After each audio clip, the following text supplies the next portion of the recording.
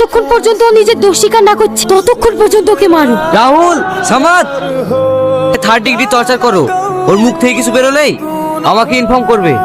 ঠিক আছে স্যার। টনির মধ্যে দেখা করছিস? বলো এখন দেখা করা হবে না। খুব কান্নাকাটি করছে। ঠিক আছে, বেশিক্ষণ দেখা করতে দেবে না, জাস্ট 5 মিনিট। ঠিক আছে ম্যাডাম। কিভাবে তোর লেগে আমরা কেউ মুখ দেখাতে পারছি নি? তোর বাপকে ধরে ধরে সবাই অপমান করছে। তুই নাকি সব গরিব মানুষের অ্যাকাউন্ট থেকে টাকা চুরি করে নিয়েছিস। সত্যি করে বল না বাপ, তুই ওসব কিছু করিসনি তো? তুমি বিশ্বাস করো মা, আমাকে মিথ্যা ফাঁসানো হয়েছে। আমি এসব কিচ্ছু করিনি। আর কেউ না জানুক, তুমি তো আমাকে জানো। তোর কিচ্ছু হবে না। আমার যে হাতের বালা দুটো ছিল সে দুটো বেঁচে তোর আব্বাকে উকিলের কাছে পাঠিয়েছি। এই সপ্তাহের মধ্যে তোকে ছাড় করে নিয়ে যাবো। চলেন চলেন, টাইম শেষ হয়ে গেছে। তুই কিন্তু চিন্তা করিস না মধু, সব ঠিক হয়ে যাবে।